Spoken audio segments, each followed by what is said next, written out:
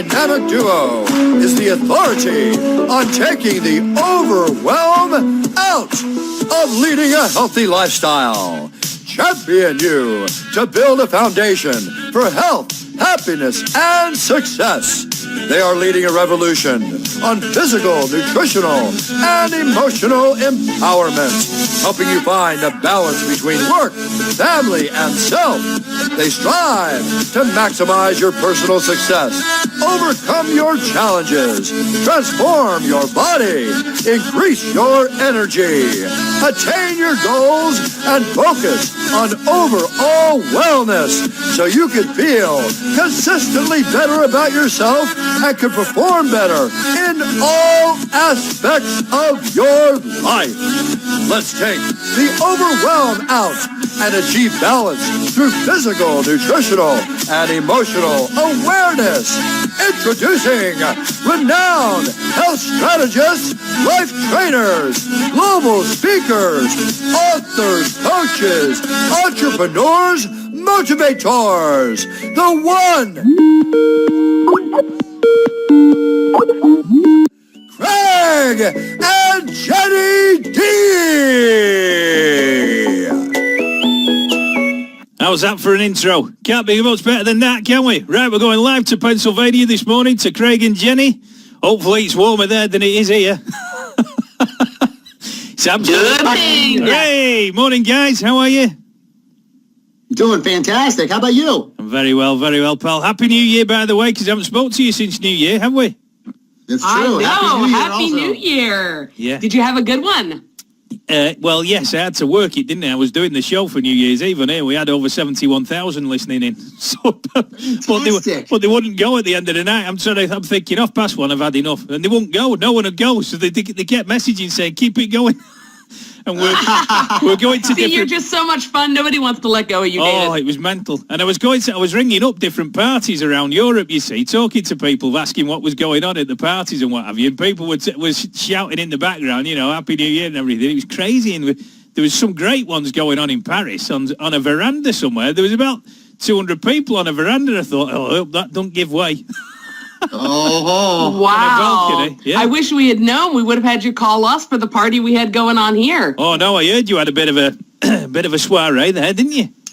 We did, you know. You get all the kids in this house and a whole bunch of family members, and it turns into one heck of a party. Quality. So what we're talking about today anyway? What's the plan of action for today?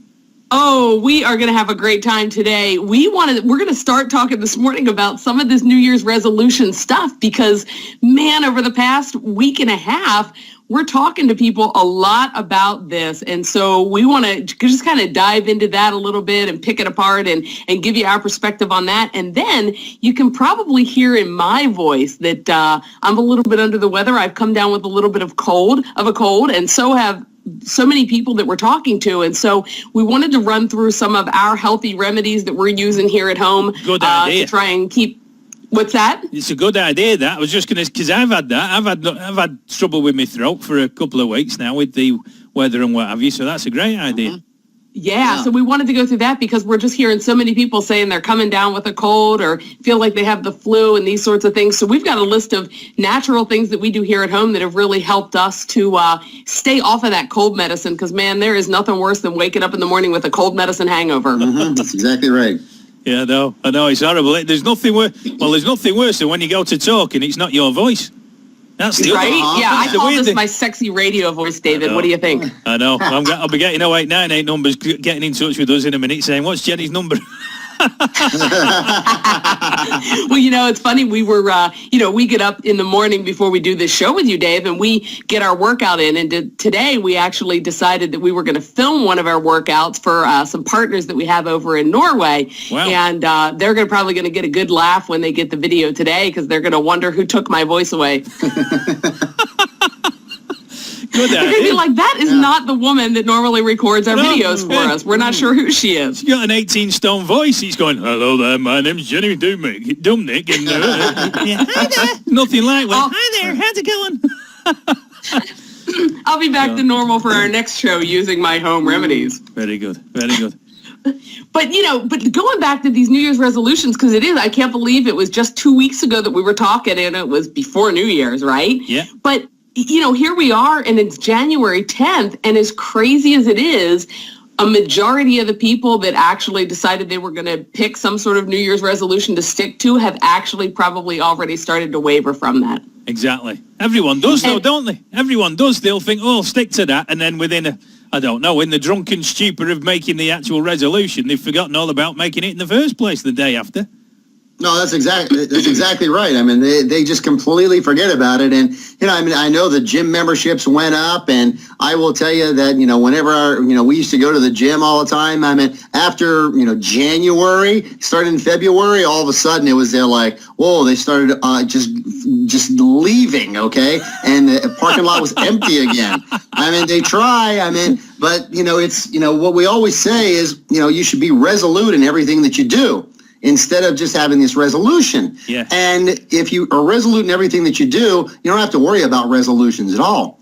And that is that's the one key thing. And the other thing to keep in mind whenever taking a look at resolutions is, there should not be a reset button, David. We shouldn't have like January 1st. Oh, let's reset everything. The only thing in the world that should have a reset button is your CPA, because they've got to do your taxes. That is, your accountant has got to do your taxes. But other than that, we shouldn't have any reset buttons. It's a continuum. Your business is, if all of a sudden you start falling off in, January, February, March about some of your business goals, do you say, forget about it, we'll just worry about it next year? Yeah. No. Same thing with, your body and what you're trying to do. Any resolution that you may have, make sure that you're doing it constantly all the time and be resolute at doing it. Just don't start this resolution stuff, because we don't believe in it. We don't talk about it. We really talk about doing this continually all the time and being resolute. Yeah, well, it needs to be part of your lifestyle, doesn't it? That's the whole idea, isn't it? It's not just, I must go off and do this, but when I come back, I'm going to eat a load of chocolates and do this, that, and the other. But then I'll go back to because I was talking to Rosemary Conley yesterday, and she was explaining that people, when they work out a diet, when they're working out what they're supposed to be eating, what the body intake is, that the problem is that if they're drinking as well, if they're actually drinking alcohol, I don't touch the stuff, thank God, but if you do, then when you do a workout, you're actually burning off the alcohol before you burn off the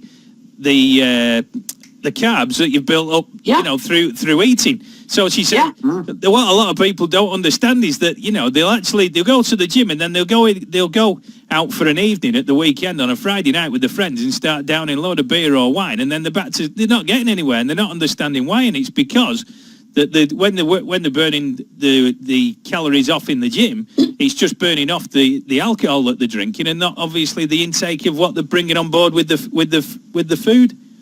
Yeah, our body's very smart, right? So our body uses exactly what it can easily use first. And so when it's looking for an energy source, it goes to the easiest things first. And so that's where what we're putting in our body combined with, the exercise that we're doing is going to have a big impact. And then, as we've talked about with you too, David, the mindset also matters, because if your stress level is through the roof and your cortisol levels are high, all of those hormonal impacts are also going to affect how your body, gets fuel for energy. And so it's just this combination of having all three pieces in the right place. And it's not to say that we shouldn't go out and enjoy life, right? If you want to go out one night a week and have some fun and enjoy and have a glass of wine or a beer or two, go out and have a great time. We don't ever tell our clients, never do something, because we have to enjoy life too. But at the same time, when it turns into a daily practice, right? If I'm drinking a half a bottle or a bottle of wine every single night, or a bunch of bourbon or scotch or whatever it is, and then the next morning getting up to do my workout, I've got all that in there fueled up, ready to go, to fuel my workout, as opposed to burning the stuff that I want to be burning. And so we just have to be real careful about what it is that's going on every single day in our life. And when we look back at the New Year's resolutions, the statistic is, this is crazy to me, only 8% of people that start out with a New Year's resolution actually keep it. Did you realize that? No. I knew it was low, but I didn't know it was that low. Yeah, 8%, which is crazy. And if you think about it, the reason is really, I think there's two reasons, right? One is people try to do too much all at once. So they say, you got it. I am going to go off of all sweets. I'm not going to have any candy, any cookies, any cakes, nothing. No sweets, no desserts.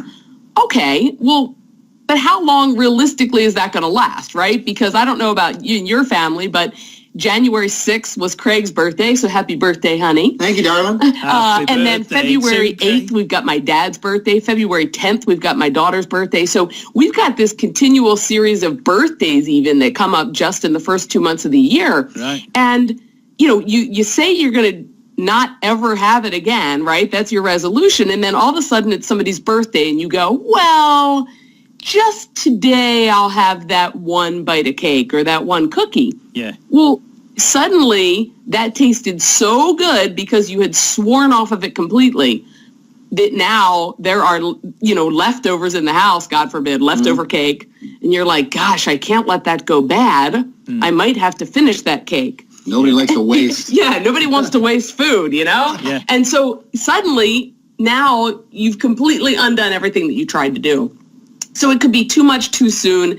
That's definitely one of the things going on. So it's best to really stick to making small changes and making one at a time. So if we have to call it a New Year's resolution, then let's talk about, what's our January resolution going to be, and make a change that lasts either for 2 weeks in January until you get used to doing it, and then increase it over time. So we may start out with something where we say, all right, I'm going to up my water intake by 1 full glass a day. And you do that for the first couple weeks. And then after that, once you are doing that consistently, then you say, all right, I'm going to then add movement in. And if you're new to movement, then maybe you say, I'm going to do 5 minutes a day or 10 minutes a day or even 15. And then again, you do that a couple weeks. So you're making one simple change at a time, and you continue just with that one change until it becomes a habit in your life and you're consistently hitting it every single day. And then you keep adding new ones. And what happens is, over the course of time, you'll see dramatic improvements in your lifestyle. And you'll look back January next year and say, how did I get here? Right? That wasn't so hard. Yeah. But suddenly you're living a better life. Yeah, it's about weaning yourself off something that you're so used to taking in on board, isn't it? It's like, because one prime example, years ago, I used to have to, I know that when you drink tea over in America, it's different altogether, but you have a lot of flavoured teas. Over here, in the UK, it's tea and milk and sugar. And you guys, when I do a brew for you, when you come over, you'll go, what on earth are you drinking? It's like river water, that. but the thing is, it's because it's like, and in Pakistan, it's even worse. What they do is they boil a pan and they put tea bags in there, about 4 of them. Then they put boiled tea and they make this, it's like stew. It's absolutely awful. And then they put the milk... It's teabag stew, yeah. Oh, yeah, and they make this thing so strong, but with a load of milk in it, and then they put so much sugar in, it's crazy. And but when I growing up, I always used to, for whatever reason, I had 2 sugars. And then as I was into my football and the fitness and everything, I thought, right, I've got to cut out the sugar. So I had to wean it down. So I went down to 1 sugar, and then over about 6 weeks, I got down to no sugars. So now I'm just used to not having sugar. But if somebody puts a sugar in my tea and I taste it, it's so sickly, it's horrible. But it's almost like us with coffee over here, right? When I was 13, David, my grandfather said to me, you got to learn to drink coffee the real way. No cream, no sugar. You just drink it black. Yeah. And at 13, I thought, really? And funny as can be, we were in Detroit, Michigan on a trip, and he would not let me put cream and sugar in that coffee in my hotel room. And to this day, I still drink it straight black the way that my grandfather taught me to. And boy, if you put cream and sugar in it now, I want no parts of it. Frightening. Well, do you want to? But it's supported my lifestyle, that's for sure, because now I don't have to worry about all that dairy and sugar in my coffee. So we're enjoying the black coffee here this morning while we're talking to you. But the other thing that people do besides just doing too much too soon is they also will set a goal that really doesn't have any measurable part to it. So they'll say, well, I'm going to get healthy this year. What does that mean? Yeah, what does that mean, right? So what exactly are you going to do? If you don't have a plan where every day you know what that means, it's going to be very hard to follow that. It's like me saying, well, I'm going to go on vacation. Okay, well, where, right? I mean, if I don't have a plan, how am I going to get anywhere? I'm still going to be sitting here at home going, wow, this is a great vacation.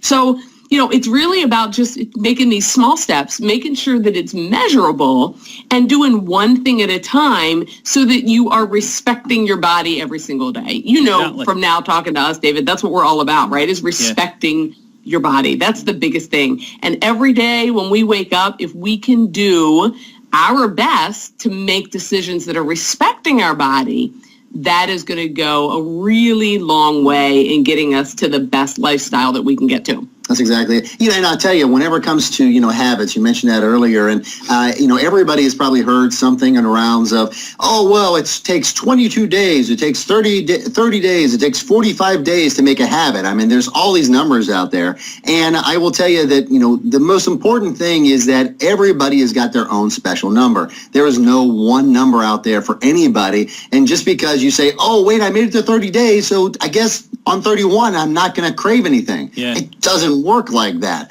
I mean, you still have to mentally be there. And what will happen is periodically, you will, try to probably catch yourself a little bit like, oh, maybe I can, I said I was going to, just, take one sugar out or something like that. And it's like, I want to add a little bit more. But no, then you catch yourself and you become much more aware. And that's the idea of really forming that habit is, you really focus on it for a period of time. And that's why they really say maybe 30 days. But then you have to become much more aware of it. And all of a sudden, it's going to slowly melt away, that habit. And next thing you know, it's just not going to be there anymore. And then you're going to be so proud and you're going to feel so good. But everybody's habit formation is a little bit different. So there is no single number out there for anybody. You just have to make sure you're aware all the time. Yeah, I think in a habit, for me, a habit is more than once. So if you make a resolution and you think, right, well, I'm doing it now, this is what I'm going to do today, but tomorrow I'm going to do the same thing, then that is the start of your habit, isn't it? I mean, for people to say 30 or 40 or 50 days or whatever, it just, what all you're doing is you're basically putting it to a situation where you think, well, if I break it in the meantime, it doesn't mean that I'm causing myself a habit. I think if it within one or two, if you're repeating something the second, whatever you do, you might have a cough, you might be saying something over and over, but it becomes a habit after you've said it once. It's an habitual thing. So in life, what I tend to find is whatever I focus on, I make it achievable for myself, and then I move the peg that little bit further, so that I can then say, right, well, I've achieved this. Now I want to move to this point. And then that's you're exactly right. Yeah, you're not looking too far in the future, and you think, well, I'm never going to achieve that. Exactly. It's moving that peg every day so that you can feel the best that your body's designed to feel. And speaking of that, why don't we take a quick music break here? We are going to go to Alive and Kickin' with Simple Minds, and then we will be right back for more of this fun stuff. Right, we're going back live to Pennsylvania this morning, or this afternoon even now. I can't get well, it's morning there. Wow, what a good song. I haven't heard that in years, David. I know. I was about 3 when that first came out. Come on, you weren't even born yet. I was an early night in my dad's eye when that was first written, I'm telling you. That's a great song, though. Yeah, it has been years since I heard that one. Very enjoyable. But, as you were saying right before we went to break there about just moving that needle, one of the things that popped in my head is a lot of people will say, well, I can't start now because I have this coming up, a wedding or a birthday or a party or whatever. And I don't know about you, but there is never a 30-day period in my life where we don't have something fun going on. Right. Exactly, yeah. You always got to come out with an excuse so it doesn't get involved. Yeah, right? I'd be waiting my whole life to make healthy changes if I had to wait for 30 days that we don't have something fun going on. Yeah. So, right? I mean, I guess we're blessed in that way that we always have lots of fun things going on between family and kids and stuff that we enjoy doing. But, you can't wait. You take one day at a time, and then when that event comes up, you enjoy it. We have clients that say all the time, they're like, what am I going to do? I have a wedding this weekend. And our answer is, you're going to enjoy it, because that one day is not going to change your life, right? Now, if you had a wedding every day, then we'd have to talk. Exactly. But, then there's an issue. Why are you going to weddings all the time? Yeah, exactly. Wedding crashers. Yeah. But go ahead. No, I was just clearing my throat then. I was. Well, see, there we go. That's actually a perfect transition, okay, whenever we're talking about, feeling under the weather. I'm sure, it's full-blown cold over here, and it is bitter cold, and a lot of people that we do talk to, especially after we did our big meeting in LA, they have been getting under the weather. They've been sick. Some people have been sick for weeks. And it's about kicking this out of our system and really trying to prevent it. Those couple things, because what we try to do is if we can, we don't want to take any cold medicine because it dries us out, makes us feel dreary and down. And sometimes, it's counterintuitive, and it actually prevents us from sleeping very well. And so it's trying to make sure that we're feeling the best that we can all the time. And, so we actually have some great remedies to make sure if you are getting sick, what you should start doing. And even you can do this, as a preventative measure, too. I've got a pen now. I'm ready for this. Start reading about. Yeah, exactly, right? And I'll tell you, the one big thing I will tell you before we even talk about, some of the remedies is try to avoid as much sugar as you can. Yeah. And I'm just going to repeat it again. Try to avoid the sugar, because whenever you are putting sugar in your body, that is just a breeding ground for your germs and bacteria that's trying to come into your body to say, oh, I can thrive on this sugar, and now it's a great place to live. And that is what is going to really get a cold going if your germs are going in your body. And if you do have a cold, then that is going to keep it there even longer. So make sure you're cutting your sugar back around the winter time. And if you do get sick, really try to cut it out as much as you can. Talking about pure sugar, even some of those, simple carbohydrates out there that you may think, oh, well, that's not sugar. Well, if you're not working out because you're not feeling well, it really does turn to sugar. So make sure that you're trying to, slow down the sugar out there, especially during the cold times. Yeah. Yeah. And like you were talking about earlier, David, that the other sugar that we really got to watch out for is in the alcohol, right? So, if we're starting to feel under the weather, really minimizing the sugar and the alcohol are going to be critical to getting us better faster. And also, like Craig said, reducing the risk that we're going to get sick. Those are two really, really important pieces. But our immune system doesn't have a fighting chance if we're putting a ton of sugar in it to kick any of this stuff. And so, ironically, that's really, I believe, why I ended up with this cold right now, because over the holidays, sugar. Yeah, we had multiple parties, and not only sugar, but because I'm not a sweet person. I'm a sweet person, but I don't like sweet person. But I don't like to eat sweets that much. It's not what I crave. But I do like dairy, and we don't eat much dairy on a regular basis. So on a normal week, we really have no dairy in our life. But over the holidays, we had some things that had some dairy in it, and dairy creates a lot of mucus in our body. Oh.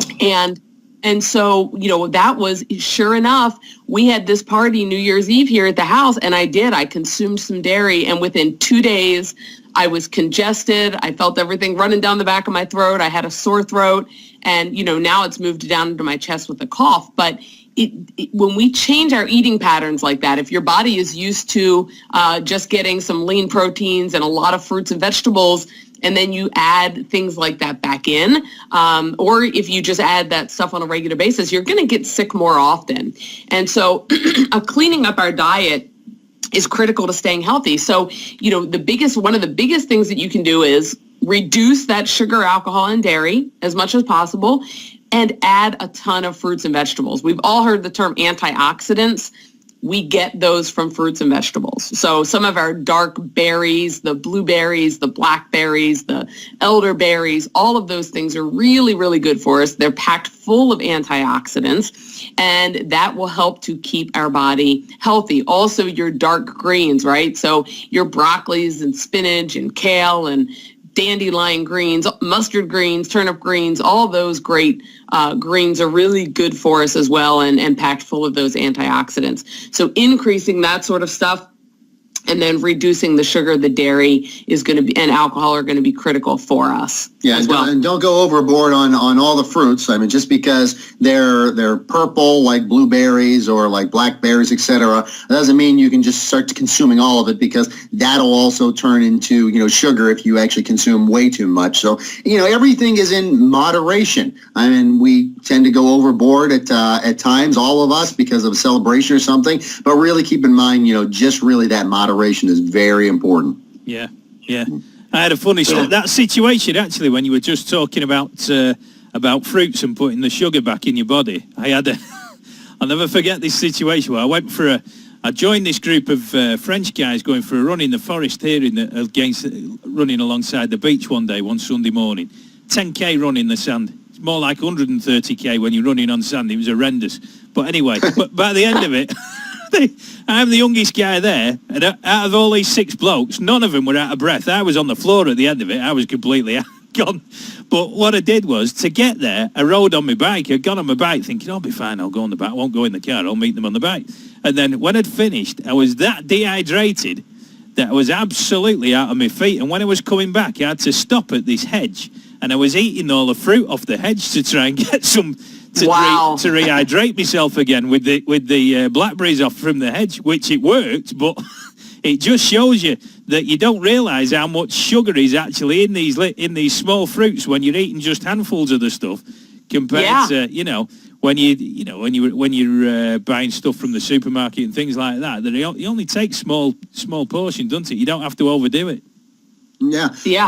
And I'll tell you a funny story before we get into some of our little remedies, and that is my father, kind of similar to your story, but he, first of all, he loves sweets. And whenever he got his blood work done, the doctor's basically like, listen, your sugar levels are like way too high. You've got to figure something out. So what he did is he's like, all right, I'm going to make a smart decision. I'm going to reduce the sugar intake on all the sweets that I have, and I'm going to start eating more fruits. And he loved apples.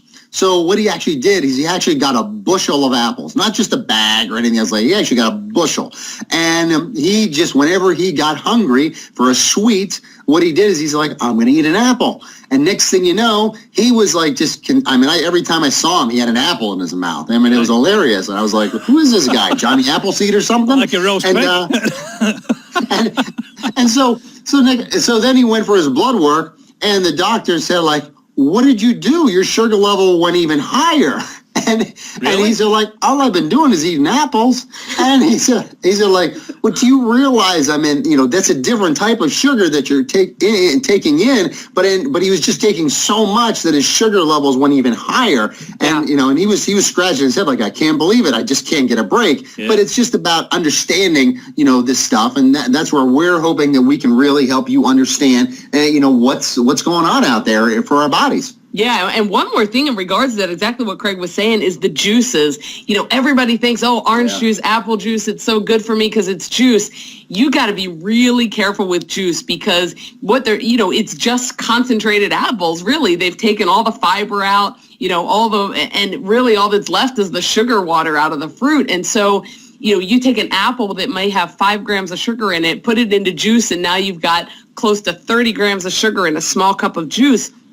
And all that fructose that's in there, we think, it's healthy because it's from a fruit. It actually gets processed by our liver, David. Yeah. And when the liver processes that fructose, it sends fat globules out into the bloodstream. So we have to be really careful, because they're seeing now in these studies that it's actually a lot of the fruit juice that we're consuming in large quantities for our children that is increasing the rate of childhood obesity. So really? I took a little detour there to the side, but while we were talking about the fruits, I wanted to bring that up. Yeah. And before we get into more of these home remedies, why don't we take another quick music break here, and we are going to hear from Reef with Place Your Hands. Right, we're going back live to Jenny and Craig this afternoon, Get it right, Elwood.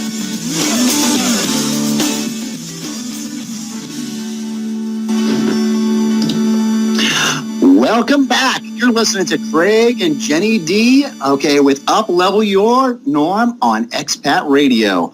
So how's it going, David? Very well, sir. Very well. I'm just braced here with my pen to try and so I don't have to go to the doctors. Wants to know what these remedies are.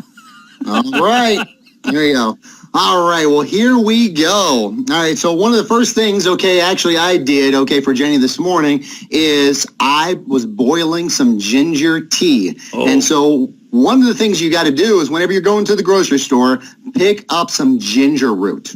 Ginger root is a great, great remedy. Not only can you put that in your smoothies if you do that in the morning, but one of the big things is you really get a chunk of that and you put it into some water, you boil that, and you can sip that, you can drink that anytime. I mean, but one of the first things you could probably do in the morning is get that in your system, and it really, really helps out a lot. So how much? Tremendous. How much of it do you actually grate then? When you're breaking it down, when you get the root, how much of it do you actually use in the drink? I probably break off probably about an inch, maybe even 2 inches of the roots. I mean, and that's just peel the skin off and then throw it in the water, boil it off for 15, 20 minutes, and then you can drink that all day. It'll, a 2 inch piece of ginger will flavor a lot of water. And then my favorite way, Craig likes to drink it plain. I'll add some fresh lemon juice to it as well. It's delicious. Right. So I've got that one down. And it's a huge anti-inflammatory, so it's good for us all year long, not just when we have a cold. You can drink that anytime, but a great anti-inflammatory in our body. It's awesome. Yeah, and especially if you do add it to, if you're making smoothies, if you add it to that, I mean, just having all of that, because now you're going to have the whole ginger root in there. So keep that in mind, too. Right.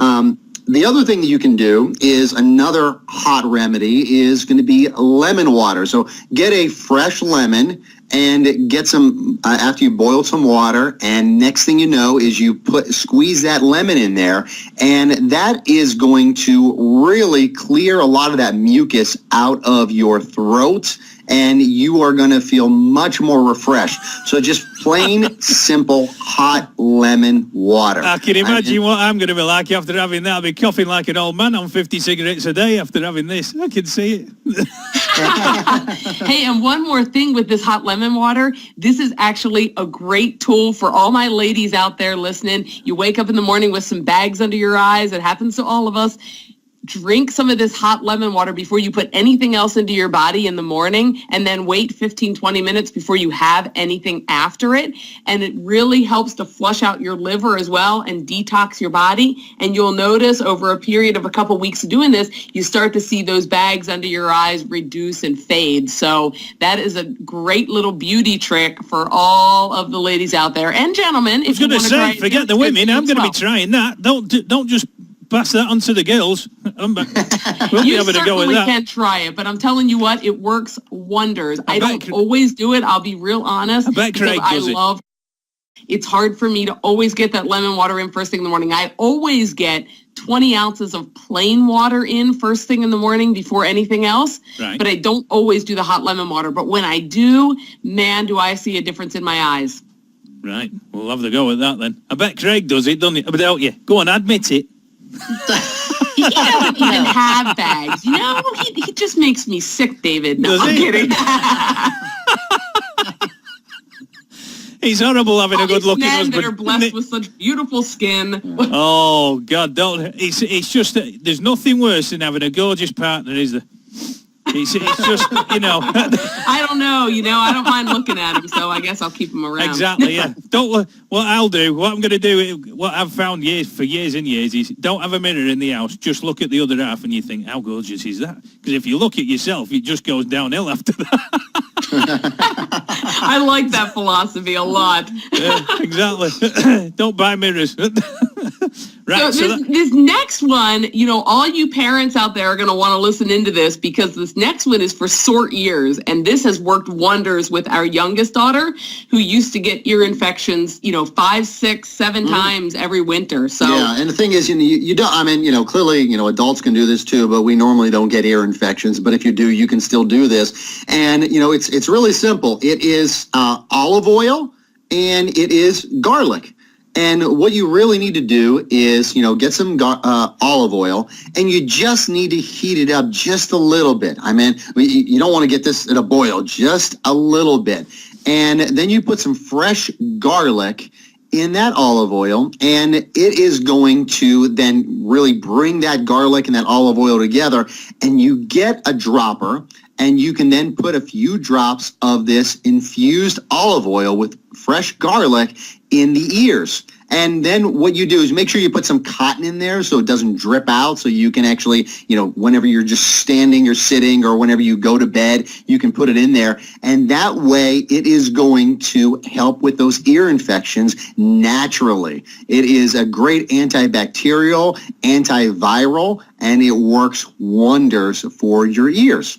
Yeah, and just to make sure to clarify there too, you put the whole clove of garlic in the oil. Don't chop it up because you don't want little pieces of the garlic going down into the ear. Oh God, so you don't want that, do you? Imagine that. Yeah, so we don't want people walking around, with garlic hanging out of their ears. Exactly. So just put the whole garlic clove in there, and that'll infuse the oil. And it really does. We put it in our daughter's ear at night right before she goes to sleep with a little bit of cotton. And we have literally, for the last 2 years that we've been doing this, we've been able to avoid an antibiotic at all. Wow. As soon as she says my ear is starting to hurt, we do some of this. Within a day or two, she's cleared up because it literally kills all, whether it's bacteria or viral. Because a lot of times you go to the doctor and they say, well, we don't know if it's bacteria or viral, so they give them an antibiotic as a precaution. And, suddenly our kids are taking antibiotics constantly, which is so, damaging to our bodies. Yeah. And so we really, if we can avoid them, we want to try and do that. And, clearly we're not going to let our child lay around with a horrendous ear infection that needs medication. But if we could try to prevent it by putting this in right at the beginning stages, it really is helpful. Yeah, I've done that in the past with olive oil, heating that up and then putting it in your ears, because it's one of the hazards of wearing headphones all the time, that you got to be careful with your ears. But I had my ears flushed out a couple of weeks ago. Absolutely. Yeah. I've had it done 3 times now. The first time I had it done was in Penang in the Far East. My God, this girl, the nurse that actually did it, she pulled out a syringe that was the size of a golf bag. And I thought, it was massive. Though, where on earth are you going with that? And she Did your whole brain come out your ear or just the wax? Honestly, right, you would not believe it. I didn't realise I had an ear problem till what came out of my ears. I mean, it was like mortar coming out of a wall that came out of one of my ears, and it was all because I'd gone swimming and I'd gone into this pool and the water had gone into my ear and behind the wax against my eardrum, and I'd always use the ear buds to clean my ears. But obviously all you're doing is you're pushing everything down in towards your eardrum. And then the water had got behind it, and the pressure, the pain was unbelievable. But to have it syringed, the relief after it was done was unbelievable. But I'll never forget the size of this syringe that came out. It was like one of these cannons that they break up the people doing a demonstration on the street with. That's hysterical. It was massive. I thought, oh my God, where are you going with that, girl? But it was so good. When I had it done, lovely warm water into your ear, you just squeezed it in, and then all this muck came out, and it was fantastic. But but ever since, that's what I always do, is always put a bit of warm olive oil in my ears, and it works a treat. There you go. Yeah, and the kids won't fight you on it because it doesn't taste bad and it won't hurt. So. Exactly, yeah. Exactly, yeah. And then speaking of garlic, another thing that you can do is some people, I know my in-laws, Jenny's parents, they don't really like garlic, but for us, we do it. But adding garlic into your diet just a little bit more whenever you are making whatever it may be, whatever recipe you have, add a little bit of garlic. If you're making some eggs in the morning, put some garlic in there, some fresh garlic. And the more you add that garlic in, the better off you are going to be. I will even take a little small clove of garlic and almost treat it like a pill, and I will just kind of pop it in my mouth and I'll just swallow it before I go to bed at nighttime, and that right there will do wonders. Garlic is just a really super good way of cleaning out your body, fighting bacteria, making you feel good. It's got so many great properties that it's going to help you out a lot. Right, because I've had a go at that. I've actually put some in my mouth once, but it was a bigger piece than I think I was supposed to put in. Yeah. So, May I and start then from walking? there, what we do is I got for Jenny's birthday last year, I got her a diffuser, an essential oils diffuser. And if you've got one of those, it's a great way of putting some of those wonderful aromas in the air. And whenever you take a look at aromatherapy, it really can help a lot. And adding some of those essential oils whenever you're sleeping, whenever you go to bed, and you have that oil diffuser, it is going to do wonders for your breathing. I mean, for your lungs, for everything. It is really a great way of doing that. And Jenny, what are some of those great essential oils that you use? Yeah, so my favorite combination, if I'm stuffed up and I'm having trouble breathing at night when I go to bed, is you put equal parts of a lemon, peppermint, eucalyptus, and lavender oil. I'll say those again so people can get them down if they're taking notes here. Lemon, peppermint, eucalyptus, and lavender oil. So I put generally 3-4 drops of each one of those into my diffuser, and it helps to open everything up and allows me to breathe so that I can actually fall asleep at night. Because I don't know about you, when I'm stuffed up and trying to lay down, I have trouble falling asleep. Oh, it's horrendous. Yeah, Nothing yeah, worse, it really is is. And the other thing I take every night before bed, and I take this all year round before bed, but I take turmeric before bed because, again, it's an anti-inflammatory. It also has antibacterial, antiviral properties and all that. It's a great antioxidant for us. So turmeric is wonderful to take. I actually take a handful of stuff every night before bed. I take ginger, turmeric, and then if I have any joint pain going on from from all the exercise and stuff that we do, muscle pain, I'll take some valerian root and devil's claw. But turmeric and ginger are my nightly go-tos. Somewhat. I take them both, great anti-inflammatory. What was that claw that you said? Devil's claw. What on earth is that? Yeah, it's... It's just it's an herb. There are a lot of herbs out there that can help you, and clearly you've got to make sure that it's not going to interact with something that you're already doing. Yeah. And most of these herbs, are extremely good for you. But whenever you look at Devil's Claw, it's an anti-inflammatory, but it also helps pain. Whenever you combine the valerian root, which is kind of more of a muscle relaxer, a lot of people might take that at nighttime before they go to bed to really get in a little deeper sleep. And sometimes there's even valerian root tea out there that you can have. But combining valerian root along with the Devil's Claw, that is going to be able to help you with some of those sore muscles, help you relax, take care of any aches or pains out there in a much more natural way than taking some type of, the Tylenol medicine. or Advil, something like that. So that's kind of my go-to instead of taking a painkiller. If I'm having any soreness, I take those two to help me go to sleep at night. Right. So, Right. but this has been a lot of fun today. We've gone through a ton of great stuff with all these remedies. Did you get everything down that you needed, David? I did. You want to see the list I've got? I'm going to need a truck when I go to the shop for this now.